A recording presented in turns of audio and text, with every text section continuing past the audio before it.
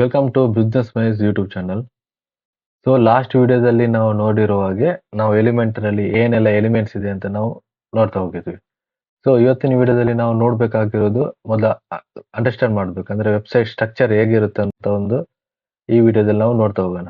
ನೀವು ಮುಂಚಿನ ವಿಡಿಯೋ ಯಾವ್ದನ್ನು ನೋಡಿಲ್ಲ ಅಂದ್ರೆ ಆಲ್ರೆಡಿ ಅಪ್ಲೋಡ್ ಮಾಡಿದ್ದೇವೆ, ಸೊ ಅದನ್ನು ನೋಡ್ಬಿಟ್ಟು ಇದನ್ನು ನೋಡ್ಬೇಕಾಗುತ್ತೆ. ಓಕೆ, ಸೊ ಈಗ ಸ್ಟಾರ್ಟ್ ಮಾಡೋಣ ವೆಬ್ಸೈಟ್ ಸ್ಟ್ರಕ್ಚರ್ ಎಲ್ಲ ಹೇಗಿರುತ್ತೆ ಅಂತ. ಸೊ ವೆಬ್ಸೈಟ್ ಸ್ಟ್ರಕ್ಚರ್ ಅಲ್ಲಿ ಮೊದಲು ಬರೋದು ಹೆಡರ್. ಹೆಡರ್ ಹೇಗಿರುತ್ತೆ ಅಂತ ಒಮ್ಮೆ ಜಸ್ಟ್ ನಾವು ತಿಳ್ತಾ ಹೋಗೋಣ.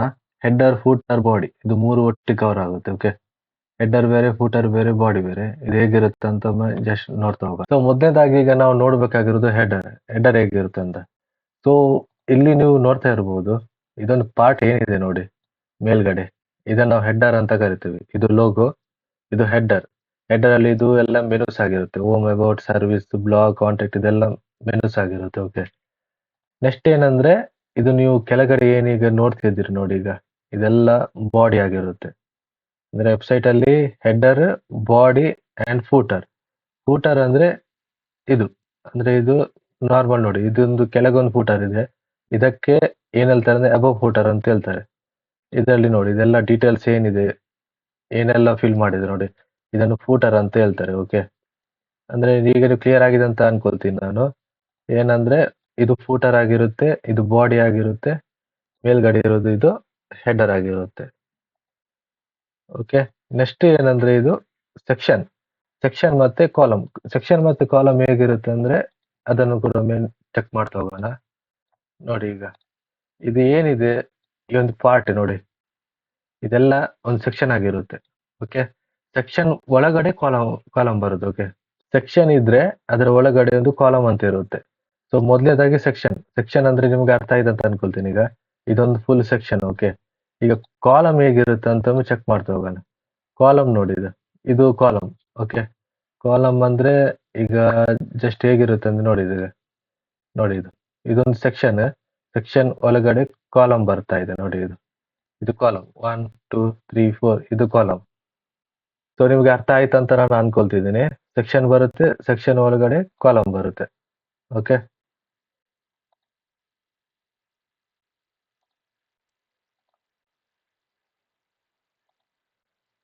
ಸೊ ನೆಕ್ಸ್ಟ್ ಇದು ರೋ ಅಂತ ಬರುತ್ತೆ. ಮಾರ್ಜಿನ್ ಮತ್ತೆ ಪ್ಯಾಡಿಂಗ್. ಮಾರ್ಜಿನ್ ಮತ್ತೆ ಪ್ಯಾಡಿಂಗ್ ಅಂದ್ರೆ ಮೊದಲು ರೋ ತಿಳ್ಕೊಳ್ಳೋಣ ಏನಂತ. ಇದೀಗ ನೋಡ್ತಿದ್ರು ನೋಡಿ, ಈಗ ವೆಬ್ಸೈಟ್ ಇದು ಬಾಡಿ ಆಗಿರುತ್ತೆ. ಇದರಲ್ಲಿ ನೋಡಿದೆ ರೋ ಒಂದು ಕಾಣ್ತಿದೆ. ಓಕೆ, ಒಂದ್ ಲೈನ್ ಅಲ್ಲಿ ಇರುತ್ತೆ. ನೆಕ್ಸ್ಟ್ ಮಾರ್ಜಿನ್ ಮತ್ತೆ ಪ್ಯಾಡಿಂಗ್. ಮಾರ್ಜಿನ್ ಮತ್ತೆ ಪ್ಯಾಡಿಂಗ್ ಏನಂದ್ರೆ, ಈಗ ಎಕ್ಸಾಂಪಲ್ ಈಗ ಇದು ನಾವು ತಗೊಳ್ಳೋಣ, ಯಾವುದು, ಇದೊಂದು ಸೆಕ್ಷನ್ ಆಯ್ತು. ಓಕೆನಾ, ಈ ಸೆಕ್ಷನ್ ಮತ್ತೆ ಈ ಒಂದು ಸೆಕ್ಷನ್ ಉಂಟಲ್ಲ, ಇದರ ಮಿಡ್ಲ್ ಅಲ್ಲಿ ಏನಿದೆ ನೋಡಿ, ಇದು ಸ್ಪೇಸ್ ಹೇಗೆ ಬಂದ್ರೆ ಮಾರ್ಜಿನ್ ಕೊಟ್ಟಿರ್ತಾರೆ. ಅಂದ್ರೆ ಸೆಕ್ಷನ್ ನ ಹೊರಗಡೆ. ಮಾರ್ಜಿನ್ ಅಂದ್ರೆ ಸೆಕ್ಷನ್ ನ ಹೊರಗಡೆ ನೀವು ರೈಟ್ಗೆ, ಲೆಫ್ಟ್ಗೆ, ಟಾಪ್, ಬಾಟಮ್ಗೆ ನೀವು ಅಡ್ಜಸ್ಟ್ಮೆಂಟ್ ನೀವು ಮಾಡ್ಕೊಳ್ತಾ ಹೋಗ್ಬೋದು. ಅದಕ್ಕೆ ನಾವು ಮಾರ್ಜಿನ್ ಅಂತ ಹೇಳ್ತೇವೆ. ಓಕೆ, ಅಂಡ್ ಇನ್ನೊಂದು ಏನಂದ್ರೆ ಪ್ಯಾಡಿಂಗ್. ಪ್ಯಾಡಿಂಗ್ ಏನಂದ್ರೆ, ಈಗ ಎಕ್ಸಾಂಪಲ್ ಇದೊಂದು ಸೆಕ್ಷನ್ ಆಗಿದೆ ಅಂತ ಅನ್ಕೊಳ್ಳಿ. ಈಗ ಇದರ ಒಳಗಡೆ ಇದೊಂದು 1 ಮಿನಿಟ್ ಅಂದ್ರೆ ನೋಡಿ ತೋರಿಸ್ತಾ ಇದ್ದೀನಿ. ಇದೊಂದು ಸೆಕ್ಷನ್ ಒಳಗೆ ಕಾಲಮ್ ಇದೆ. ಓಕೆ, ಪ್ಯಾಡಿಂಗ್ ಹೇಗೆ ವರ್ಕ್ ಆಗುತ್ತೆ ಅಂದ್ರೆ, ಈಗ ಇದು ಎಕ್ಸಾಂಪಲ್ ಇದು ಮೇಲ್ಗಡೆ ಇದ್ರೆ ಈ ಸ್ಪೇಸ್ ಕೊಡ್ಲಿಕ್ಕೆ ಅವರು ಪ್ಯಾಡಿಂಗ್ ಅನ್ನು ಯೂಸ್ ಮಾಡ್ಕೊಳ್ತಾರೆ. ಅಂದ್ರೆ ಟಾಪ್ ಇದು ಪ್ಯಾಡಿಂಗ್ ಸ್ವಲ್ಪ ಜಾಸ್ತಿ ಮಾಡ್ತಾರೆ, ಅಥವಾ ಬಾಟಮ್ ಇದು ಪ್ಯಾಡಿಂಗ್ ಸ್ವಲ್ಪ ಜಾಸ್ತಿ ಮಾಡ್ತಾರೆ. ಆಗ ಮಾಡುವಾಗ ಇದು ಕರೆಕ್ಟ್ ಆಗಿ ಅಲೈನ್ಮೆಂಟ್ ಆಗುತ್ತೆ. ಓಕೆ, ಇದು ಕೂಡ ಅರ್ಥ ಆಗಿದೆ ಅಂತ ನಾನು ಅನ್ಕೊಳ್ತೀನಿ. ಅಂಡ್ ನೆಕ್ಸ್ಟ್ ನಾವು ನೋಡ್ತಾ ಹೋಗೋಣ.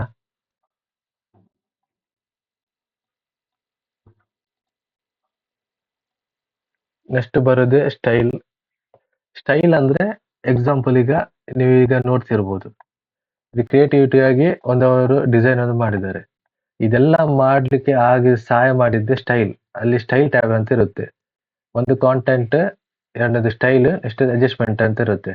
ಈ ಸ್ಟೈಲ್ ಅಲ್ಲಿ ಪಾರ್ಟ್ ಅಲ್ಲಿ ಯಾವ್ದೆಲ್ಲ ಬೇಕು ಅವರಿಗೆ, ಇಮೇಜಸ್ ಬೇಕಾ, ರೋ ಬೇಕಾ, ಅದೊಂದು ಕಾಲಮ್ ಮಾಡ್ಬೇಕಾ, ಇದೆಲ್ಲ ಮಾಡಿ ಎಲಿಮೆಂಟರ್ ಅಲ್ಲಿ ಅವರು ಮಾಡ್ತಾ ಹೋಗ್ತಾರೆ. ಓಕೆ, ನೆಕ್ಸ್ಟ್ ಇದು ಬರುತ್ತೆ ಇಮೇಜಸ್. ಇಮೇಜಸ್ ಆಲ್ರೆಡಿ ನಾನು ಹೇಳಿರುವ ಹಾಗೆ ನೋಡಿ, ಇದೆಲ್ಲ ಇಮೇಜಸ್ ಆಗಿದೆ. ಫೋಟೋಸ್. ಓಕೆ, ಫೋಟೋಸ್ ಕೂಡ ಇಲ್ಲಿ ಅಡ್ಜಸ್ಟ್ಮೆಂಟ್ ಮಾಡ್ಕೊಳ್ತಾ ಹೋಗ್ತಾರೆ. ಅಂದ್ರೆ ಯಾವ ಪರ್ಟಿಕ್ಯುಲರ್ ಅಲ್ಲಿ, ಅಂದ್ರೆ ಒಂದು ಕಾಲಮ್ ಅಲ್ಲಿ ಯಾವ್ದೆಲ್ಲ ಫೋಟೋಸ್ ಬೇಕು, ವಿಡಿಯೋಸ್ ಬೇಕು, ಅದು ಕೂಡ ಕವರ್ ಆಗುತ್ತೆ. ಓಕೆ, ಫೋಟೋಸ್ ಇಮೇಜಸ್ ಎಲ್ಲ ಒಂದರಲ್ಲಿ ಬರುತ್ತೆ. ಆ್ಯಂಡ್ ಇಲ್ಲಿ ಟೈಟಲ್ ಬರುತ್ತೆ, ಟೆಸ್ಟ್ ಬರುತ್ತೆ. ಟೈಟಲ್ ಅಂದ್ರೆ ಈಗ ನೀವು ಆಲ್ರೆಡಿ ನೋಡ್ತಿರ್ಬೋದು ನೋಡಿ, ಇದೊಂದು ಟೈಟಲ್. ಓಕೆ, ಇದು ಟೈಟಲ್, ಇದೆಲ್ಲ ಟೆಸ್ಟ್ ಆಗಿರುತ್ತೆ. ಇದು ಟೈಟಲ್ ನೋಡಿ, ಇದು ಟೈಟಲ್ ಈ ರೀತಿ ವರ್ಕ್ ಆಗುತ್ತೆ. ಓಕೆ, ಆ್ಯಂಡ್ ನೆಕ್ಸ್ಟ್ ಇಲ್ಲಿ ನೀವು ಇಲ್ಲಿ ನೋಡ್ತಾ ಇರ್ಬೋದು ವಿಡಿಯೋಸ್ ಅಂತ ಇದೆ, ಐಕಾನ್ಸ್ ಅಂತ ಇರುತ್ತೆ. ವಿಡಿಯೋಸ್ ಮತ್ತೆ ಐಕಾನ್ಸ್ ಅಂದ್ರೆ ಇಲ್ಲಿ ವಿಡಿಯೋಸ್ ಹಾಕ್ಲಿಲ್ಲ ಅವರು. ಸೊ ಐಕಾನ್ಸ್ ಹೇಗಿರುತ್ತೆ ಅಂದ್ರೆ ನೀವು ನೋಡ್ತಾ ಇರ್ಬೋದು ನೋಡಿ, ಇದೆಲ್ಲ ಐಕಾನ್ಸ್ ಆಗಿದೆ. ಯಾವುದು? ಇದೊಂದು ಐಕಾನ್, ಇದೊಂದು ಐಕಾನ್ಸ್. ಓಕೆ, ಇದೊಂದು ಕೂಡ ಐಕಾನ್ಸ್ ಆಗಿರುತ್ತೆ. ವಿಡಿಯೋಸ್ ಕೂಡ ಹಾಕಿರ್ತಾರೆ. ವಿಡಿಯೋಸ್ಗೆ ಬೆಸ್ಟ್ ಪ್ರಾಕ್ಟೀಸ್ ಏನಂದ್ರೆ ಡೈರೆಕ್ಟ್ ಯೂಟ್ಯೂಬ್ ಏನಾದಿದ್ರೆ ಡೈರೆಕ್ಟ್ ಅಲ್ಲಿ ಇಲ್ಲಿ ಎಂಬೆಡ್ ಮಾಡ್ಕೋಬಹುದು. ಸೊ ಜಾಸ್ತಿ ಲೋಡ್ ಎಲ್ಲ ಬೀಳಲ್ಲ. ಸೆಲ್ಫ್ ಪೋಸ್ಟೆಡ್ ಏನಾದ್ರೂ ಇದೆ ಸ್ವಲ್ಪ ಲೋಡ್ ಜಾಸ್ತಿ ಬೀಳುತ್ತೆ. ಸೊ ನಮ್ದು ರೆಕಮೆಂಡೇಶನ್ ಏನಂದ್ರೆ ಯೂಟ್ಯೂಬ್ ಅಲ್ಲಿ ವಿಡಿಯೋಸ್ ಇದ್ರೆ ಡೈರೆಕ್ಟ್ ಆಗಿ ನೀವು ಇಲ್ಲಿ ಎಂಬೆಡ್ ಮಾಡ್ಕೋಬಹುದು. ಅದು ಕೂಡ ಒಂದು ವರ್ಕ್ ಆಗುತ್ತೆ. ಓಕೆ, ನೆಕ್ಸ್ಟ್ ಬಟನ್ ಮತ್ತೆ CTA, ಇದು ಲಿಂಕ್. ಇದು ನಾನು 3 ಒಟ್ಟಿಗೆ ಕವರ್ ಮಾಡ್ತೀನಿ. ಬಟನ್ ಅಂದ್ರೆ ಏನು, CTA ಅಂದ್ರೆ ಏನು, ಲಿಂಕ್ ಅಂದ್ರೆ ಏನು ಅಂತ. ಸೊ ಮೊದಲು ನಾವು ಬಟನ್ ನೋಡೋಣ, ಬಟನ್ ಹೇಗಿರುತ್ತೆ ಅಂತ. ನೋಡಿ, ಇಲ್ಲಿ ನೀವು ನೋಡ್ತಾ ಇರ್ಬೋದು ಇದೊಂದು ಬಟನ್ ಕೊಟ್ಟಿದ್ದಾರೆ. ಓಕೆ, ಇದೊಂದು ಬಟನ್ ಆಗಿದೆ. ಓಕೆ, ಬಟನ್ ನಲ್ಲಿ CTA ಏನಂದ್ರೆ ಒಂದು ಎಕ್ಸಾಂಪಲ್ ಇದೆ, ಸಬ್ಸ್ಕ್ರೈಬ್ ಅಂತ ಇದೆ ನೋಡಿ. ಇದರ ಒಳಗಡೆ ಒಂದು ಲಿಂಕ್ ಕೊಟ್ಟಿರ್ತಾರೆ ಯಾವ್ದಾದ್ರು ರೀಡೈರೆಕ್ಟ್ ಆಗ್ಲಿಕ್ಕೆ.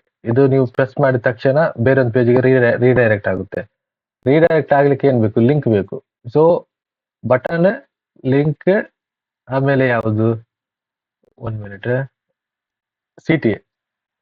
ಓಕೆ, CTA ಕೂಡ ಕೊಟ್ಟಿರ್ತಾರೆ. ಸೊ ಇದು 3 ಕೂಡ ಅದರಲ್ಲಿ ಇನ್ವಾಲ್ವ್ ಆಗಿರುತ್ತೆ. ಓಕೆ, ನೆಕ್ಸ್ಟ್ ಏನಂದ್ರೆ ಇದು ಬ್ಯಾಕ್ಗ್ರೌಂಡ್ ಇಮೇಜ್ ಮತ್ತೆ ಬ್ಯಾಕ್ಗ್ರೌಂಡ್ ಕಲರ್. ಬ್ಯಾಕ್ಗ್ರೌಂಡ್ ಇಮೇಜ್ ಮತ್ತೆ ಬ್ಯಾಕ್ಗ್ರೌಂಡ್ ಕಲರ್ ಹೇಗಿರುತ್ತೆ ಅಂತ ನೋಡ್ತಾ ಹೋಗೋಣ. ನೋಡಿದ್ದು ಇಲ್ಲಿ ನೀವು ನೋಡ್ತಿರ್ಬೋದು ಬ್ಯಾಕ್ಗ್ರೌಂಡ್ ಒಂದು ಇಮೇಜ್ ಕೊಟ್ಟಿದ್ದಾರೆ. ಓಕೆ, ಇದಂದ್ರೆ ಬ್ಯಾಕ್ಗ್ರೌಂಡ್ ಇಮೇಜ್ ಅಂತ ಹೇಳ್ತಾರೆ. ಬ್ಯಾಕ್ಗ್ರೌಂಡ್ ಕಲರ್ ಹೇಗಿರುತ್ತೆ ಅಂದ್ರೆ ಇದೊಂದು ಸೆಕ್ಷನ್ ನ ಒಳಗಡೆ ಟೈಟಲ್ ಮತ್ತೆ ಟೆಕ್ಸ್ಟ್ ಎಡಿಟರ್ ಅನ್ನು ಹಾಕಿದ್ದಾರೆ. ನೆಕ್ಸ್ಟ್ ಇಲ್ಲಿ ಬ್ಯಾಕ್ಗ್ರೌಂಡ್ ಏನಿದೆ ನೋಡಿ, ಇದು ಹಳದಿ ಆಗಿದೆ ನೋಡಿ, ಯೆಲ್ಲೋ ಆಗಿದೆ. ಇದಕ್ಕೆ ಬ್ಯಾಕ್ಗ್ರೌಂಡ್ ಕಲರ್ ಅಂತ ಹೇಳ್ತಾರೆ. ಬ್ಯಾಕ್ಗ್ರೌಂಡ್ ಕಲರ್ ಕೂಡ ಅಡ್ಜಸ್ಟ್ ಮಾಡಬಹುದು. ಓಕೆ, ಅಂಡ್ ನೆಕ್ಸ್ಟ್ ಇದು ಲೀಡ್ ಫಾರ್ಮ್ ಹೇಗೆ ಇರುತ್ತೆ ಅಂದ್ರೆ ಇಲ್ಲಿ ನೀವು ನೋಡ್ತಾ ಇರ್ಬೋದು, ಇಲ್ಲಿ ಲೊಕೇಶನ್ ಹಾಕಿದ್ದಾರೆ ಕಾಂಟ್ಯಾಕ್ಟರ್ಸ್ ಅಲ್ಲಿ. ಅದು ಲೀಡ್ ಫಾರ್ಮ್ ಅನ್ನು ಕೊಟ್ಟಿದ್ದಾರೆ. ಇಲ್ಲಿ ಡೈರೆಕ್ಟ್ ನಿಮ್ಮ ಹೆಸರು, ಫೋನ್ ನಂಬರ್, ಇಮೇಲ್ ಹಾಕಿದ್ರೆ ಸಬ್ಮಿಟ್ ಮಾಡಿದ್ರೆ ಇದು ಡೈರೆಕ್ಟ್ ಆಗಿ ಅವ್ರ ಬ್ಯಾಕ್ ಎಂಡ್ ಅಲ್ಲಿ ಕಾಣ್ಲಿಕ್ಕೆ ಸಿಗುತ್ತೆ. ಅಂದ್ರೆ ಅವ್ರಿಗೆ ಲೀಡ್ ಸಿಗುತ್ತೆ. ಸೊ ಲೀಡ್ ಫಾರ್ಮ್ ಕೂಡ ನೀವು ಇಲ್ಲಿ ಹಾಕೊಳ್ಬಹುದು. And page with theme structure ಅಂತ ಹೇಳ್ತಾರೆ. ಪೇಜ್ ವಿತ್ ಥೀಮ್ ಸ್ಟ್ರಕ್ಚರ್ ಅಂದ್ರೆ ಎಕ್ಸಾಂಪಲ್ ನೀವು ಏನ್ ನೋಡ್ತಿದ್ರೆ ನೋಡಿ, ಇದೊಂದು ವೆಬ್ಸೈಟ್, ಇದೊಂದು ಥೀಮ್ ಮೇಲೆ ಡಿಪೆಂಡ್ ಆಗಿದೆ. ಓಕೆ, ಒಂದು ಫುಲ್ ಥೀಮ್ ಇದು ಸ್ಟ್ರಕ್ಚರ್ ಹೇಗಿದೆ ನೋಡಿ, ಅದೇ ರೀತಿ ಇದು ಪೇಜ್ ಕೂಡ ಬಿಲ್ಡ್ ಆಗಿದೆ. ಅಂದ್ರೆ ವೆಬ್ಸೈಟ್ ಕೂಡ ಇಲ್ಲಿ ಬಿಲ್ಡ್ ಆಗಿದೆ. ಸೊ ಅದೊಂದು ಫ್ಯಾಕ್ಟರ್ ಇಲ್ಲಿ ಕವರ್ ಆಗುತ್ತೆ. ನೆಕ್ಸ್ಟ್ ಕ್ಯಾನ್ವಾಸ್ ಪೇಜ್ ಅಂದ್ರೆ ಎಕ್ಸಾಂಪಲ್ ಈಗ ನೀವು ಎಲಿಮೆಂಟರ್ ಅಲ್ಲಿ ನೀವೀಗ ವೆಬ್ಸೈಟ್ ಮಾಡ್ತಿದ್ರ ಅಂತ ಅನ್ಕೊಳ್ಳಿ. ಅಲ್ಲಿ ವೆಬ್ಸೈಟ್ ಮಾಡೋ ಕ್ಯಾನ್ವಾಸ್ ಮೋಡ್ಗೆ ನೀವೇನಾದ್ರೂ ಹಾಕಿದ್ರೆ ಅಲ್ಲಿ ಹೆಡರ್ ಮತ್ತೆ ಫೂಟರ್ ನೀವು ಕಾಣಲ್ಲ, ಬಾಡಿ ಪಾರ್ಟ್ ಮಾತ್ರ ಕಾಣುತ್ತೆ ಕ್ಯಾನ್ವಾಸ್ ಪೇಜ್. ಸೊ ನೀವು ಏನಂದ್ರೆ ಮೊದಲು ಕ್ಯಾನ್ವಾಸ್ ಪೇಜ್ ಎಲ್ಲ ಕ್ರಿಯೇಟ್ ಮಾಡ್ಕೊಳ್ತೀರಾ. ನೆಕ್ಸ್ಟ್ ಏನಂದ್ರೆ ಹೆಡರ್ ಅಂಡ್ ಫೂಟರ್ ಇದು ಕೂಡ ನೀವು ಕ್ರಿಯೇಟ್ ಮಾಡ್ಕೊಳ್ತೀರಾ. ನೆಕ್ಸ್ಟ್ ಎರಡನ್ನು ಎಂಬೆಡ್ ಮಾಡುವಾಗ ಇದು ಈ ರೀತಿ ವೆಬ್ಸೈಟ್ ನಿಮಗೆ ಕಾಣಲಿಕ್ಕೆ ಸಿಗುತ್ತೆ. ಸೊ ಕ್ಯಾನ್ವಾಸ್ ಪೇಜ್ ಏನಂತ ಅರ್ಥ ಆಗಿದೆ ಅಂತ ಅನ್ಕೊಳ್ತೀನಿ. ನೆಕ್ಸ್ಟ್ ಇದು ಫುಲ್ ವಿಡ್ತ್ ಪೇಜ್ ಕೂಡ ಬರುತ್ತೆ. ಅದರಲ್ಲಿ ಪ್ಲಗಿನ್ಸ್ ಯಾವ ರೀತಿ ವರ್ಕ್ ಆಗುತ್ತೆ ಅಂದ್ರೆ ಎಕ್ಸಾಂಪಲ್ ಈಗ ಇದು ಪೇಜ್ ಏನಿದೆ ನೋಡಿ, ಈಗ ಇದೇನಿದು ವೆಬ್ಸೈಟ್ ಕ್ರಿಯೇಟ್ ಮಾಡಿದ್ದಾರೆ. ಈ ಎಕ್ಸಾಂಪಲ್ ಇದೊಂದು ಲೀಡ್ ಫಾರ್ಮ್ ಮಾಡಿದ್ದಾರೆ. ಓಕೆ, ಇದು ಮಾಡ್ಬೇಕಾದ್ರೆ ಒಂದವರು WP ಫಾರ್ಮ್ ತಗೊಂಡಿರ್ಬೇಕು ಪ್ಲಗಿನ್ಸ್, ಅಥವಾ ಕಾಂಟ್ಯಾಕ್ಟ್ ಫಾರ್ಮ್ ತಗೊಂಡಿರ್ಬೇಕು, ಅಥವಾ ಬೇರೆ ಯಾವುದೋ ಒಂದು ಕಾಂಟ್ಯಾಕ್ಟ್ ಫಾರ್ಮ್ ಕ್ರಿಯೇಟ್ ಮಾಡ್ಲಿಕ್ಕೆ ಏನು ಪ್ಲಗಿನ್ಸ್ ಇದೆ ನೋಡಿ, ಅದನ್ನು ಅವರು ಯೂಸ್ ಮಾಡ್ಕೊಂಡು ಈ ಒಂದು ಲೀಡ್ ಫಾರ್ಮ್ ಅನ್ನು ತಯಾರು ಮಾಡಿದ್ದಾರೆ. ಅಂದ್ರೆ ಪ್ಲಗಿನ್ಸ್ ಯಾಕೆ ಜಾಸ್ತಿ ಯೂಸ್ ಮಾಡ್ಕೊಳ್ತಾರೆ ಅಂದ್ರೆ ನಾರ್ಮಲ್ ಆಗಿ ಎಲಿಮೆಂಟರ್ ಅಲ್ಲಿ ಪ್ಲಗಿನ್ಸ್ ಯಾವ ರೀತಿ ಯೂಸ್ ಆಗುತ್ತೆ ಅಂದ್ರೆ ಆಡ್ ಆನ್ಸ್ ಮಾಡ್ಲಿಕ್ಕೆ. ಅಂದ್ರೆ ಈಗ ಎಕ್ಸಾಂಪಲ್ ಈಗ ಗೂಗಲ್ ಮ್ಯಾಪ್ ಕೂಡ ಇರ್ಬೋದು, ಕಾಂಟ್ಯಾಕ್ಟ್ಸ್ ಪೇಜ್ ಕೂಡ ಇರ್ಬೋದು, ಇದೆಲ್ಲ ಬಿಲ್ಡ್ ಮಾಡ್ಲಿಕ್ಕೆ ಅವ್ರೇನಂದ್ರೆ ಪ್ಲಗಿನ್ಸ್ ಅನ್ನು ಉಪಯೋಗಿಸ್ತಾರೆ. ಅಂದ್ರೆ ಎಸೆನ್ಷಿಯಲ್ ಆಡ್ ಆನ್ಸ್ ಏನಿದೆ ನೋಡಿ, ಈಗ ಪ್ರತಿಯೊಂದು ವೆಬ್ಸೈಟ್ಗೆ ಯಾವ್ದೆಲ್ಲ ಬೇಕಿದೆ ಫಂಕ್ಷನಾಲಿಟಿಗೆ, ಸೊ ಅದಕ್ಕೆ ಪ್ಲಗಿನ್ಸ್ ಕೂಡ ಯೂಸ್ ಮಾಡ್ಕೊಳ್ತಾರೆ. ಸೊ ಈ ರೀತಿ ಎಲಿಮೆಂಟರ್ ಅಲ್ಲಿ ಯೂಸ್ ಆಗುತ್ತೆ. ಓಕೆ, ನೆಕ್ಸ್ಟ್ ಯಾವ್ದೆಲ್ಲ ವೆಬ್ಸೈಟ್ ಇದೆ ಅಂದ್ರೆ ನೋಡಿ, ಈಗ ಬ್ಲಾಗಿಂಗ್ ವೆಬ್ಸೈಟ್ ಇದೆ, ಬಿಸ್ನೆಸ್ ವೆಬ್ಸೈಟ್ ಇದೆ, ಇ ಕಾಮರ್ಸ್ ವೆಬ್ಸೈಟ್ ಇದೆ. ಒಂದು ಬ್ಲಾಗಿಂಗ್ ವೆಬ್ಸೈಟ್ ಒಂದು ಜಸ್ಟ್ ನಾನು ಎಕ್ಸಾಂಪಲ್ ನೀವು ತೋರಿಸ್ತಾ ಇದ್ದೀನಿ ಹೇಗಿರುತ್ತೆ ಅಂತ. ಜಸ್ಟ್ ಒಂದು ಚೆಕ್ ಮಾಡ್ತಾ ಇರಿ ಇದು ಹೇಗೆ, ಅಂದ್ರೆ ಬ್ಲಾಗಿಂಗ್ ವೆಬ್ಸೈಟ್ ಬಗ್ಗೆ ನಿಮ್ಗೆ ಸ್ವಲ್ಪ ತಿಳಿದಿರ್ಬೇಕಂತ. ನೋಡಿ, ಇದು blogging website. Okay, blogging website ಅಲ್ಲಿ ನೋಡಿ, ಇಲ್ಲಿ ಹೋಮ್ ಇಲ್ಲ, ಅಂದ್ರೆ ಕಾಂಟ್ಯಾಕ್ಟ್ ಪೇಜಸ್ ನಿಮ್ಗೆ ಬರಲ್ಲ ಇಲ್ಲಿ. ನೆಕ್ಸ್ಟ್ ನಿಮ್ದು ಸರ್ವಿಸ್ ಪೇಜ್ ಅಲ್ಲಿ ಇಲ್ಲಿ ಬರಲ್ಲ. ಇದೊಂದು ಪರ್ಟಿಕ್ಯುಲರ್ ಒಂದು ಬ್ಲಾಗ್ ಮಾಡುದು ಏನಂದ್ರೆ ಒಂದು ಪರ್ಟಿಕ್ಯುಲರ್ ನೀಶ್ ಅನ್ನು ತೆಗೆದುಕೊಳ್ತಾರೆ. ಅಂದ್ರೆ ಎಕ್ಸಾಂಪಲ್ ಇದು ಈಗ ಹೆಲ್ತ್ ನೀಶ್ ಆಗಿದೆ ಅಂತ ಹಂಚ್ಕೊಳ್ಳಿ.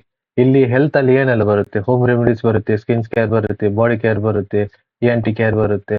ಸೊ ಏನಂದ್ರೆ ಅವರು ಪೋಸ್ಟ್ ಅಲ್ಲಿ ಹೋಗಿ ಒಂದು ಪೋಸ್ಟ್ ಸ್ಟಾರ್ಟಿಂಗ್ ಮಾಡ್ಕೊಳ್ತಾರೆ, ಬ್ಲಾಗ್ ಬರೀತಾರೆ. ಓಕೆ, ಬ್ಲಾಗ್ ಬರೆದ್ಬಿಟ್ಟು ಕ್ಯಾಟಗರಿ ವೈಸ್ ಅವರಿಗೆ ಅದನ್ನು ಸಪ್ರೇಟ್ ಮಾಡ್ಲಿಕ್ಕೆ ಇರುತ್ತೆ.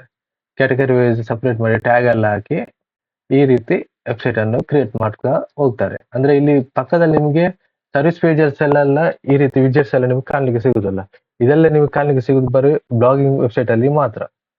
ಓಕೆ, ಇದೆಲ್ಲ ಸೋಷಿಯಲ್ ಐಕಾನ್ಸ್ ಆಗಿರುತ್ತೆ.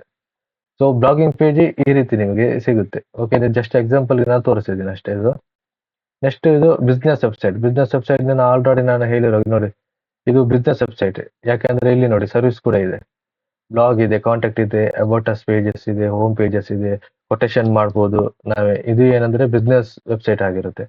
ನೆಕ್ಸ್ಟ್ ಇ ಕಾಮರ್ಸ್ ವೆಬ್ಸೈಟ್ ಬಗ್ಗೆ ಈಗ ನಾನು ಜಾಸ್ತಿ ಅಲ್ಲಿಗೆ ಹೋಗಲ್ಲ. ಮುಂಬರುವ ದಿನಗಳಲ್ಲಿ ಇ ಕಾಮರ್ಸ್ ವೆಬ್ಸೈಟ್ ಕ್ರಿಯೇಟ್ ಮಾಡೋದಂತ ಕೂಡ ನಾವು ತಿಳಿದು ಹೋಗೋಣ. ಓಕೆ, ಈ ರೀತಿ ಅಂದ್ರೆ ನಾರ್ಮಲ್ ಆಗಿ ಯಾವುದೇ ಬಿಸ್ನೆಸ್ ಇದ್ರು, ಯಾವ್ದು ವೆಬ್ಸೈಟ್ ಮಾಡ್ಲಿಕ್ಕೆ ಇದ್ರು ಈ ರೀತಿ ಸ್ಟ್ರಕ್ಚರ್ ಅಂತ ಇದ್ದೇ ಇರುತ್ತೆ. ಹೆಡರ್ ಇರುತ್ತೆ, ಫೂಟರ್ ಇರುತ್ತೆ, body section, column, row, margin, padding, style, image, title, text, video, icon, button, CTA, link, background image, background colour, lead form, ಇದೆಲ್ಲ ಕವರ್ ಆಗುತ್ತೆ. ಓಕೆ, ಇವತ್ತಿನ ಏನಿದು ಪಾರ್ಟ್ ವೆಬ್ಸೈಟ್ ಡಿಸೈನಿಂಗ್ ಬಗ್ಗೆ ನಿಮ್ಗೆ ಅರ್ಥ ಆಗಿದೆ ಅಂತ ನಾನು ಅನ್ಕೊಳ್ತೀನಿ. ಮುಂಬರುವ ದಿವಸಗಳಲ್ಲಿ ಅಂದ್ರೆ ವೆಬ್ಸೈಟ್ ಹೇಗೆ ಕ್ರಿಯೇಟ್ ಮಾಡೋದು, ಏನು ಅದರಲ್ಲಿ ಯಾವ್ದೆಲ್ಲ ಫಂಕ್ಷನಾಲಿಟಿ ಇರುತ್ತೆ, ಯಾವ್ದೆಲ್ಲ ಸಬ್ಜೆಕ್ಟ್ಸ್ ಎಲ್ಲ ಕವರ್ ಮಾಡ್ಬೇಕು ಅನ್ನೋದು ನೋಡ್ತಾ ಹೋಗೋಣ. ಸೊ ಇದೇ ರೀತಿ ಡಿಜಿಟಲ್ ಮಾರ್ಕೆಟಿಂಗ್ ರಿಲೇಟೆಡ್ ನಿಮಗೆ ಕನ್ನಡದಲ್ಲಿ ಕಲಿಯೋ ಆಸೆ ಇದ್ರೆ ಬಿಸ್ನೆಸ್ ಮೈಸ್ ಯೂಟ್ಯೂಬ್ ಚಾನಲ್ನ ಸಬ್ಸ್ಕ್ರೈಬ್ ಮಾಡಿ, ಶೇರ್ ಮಾಡಿ ಅಂಡ್ ಲೈಕ್ ಮಾಡಿ. Thank you.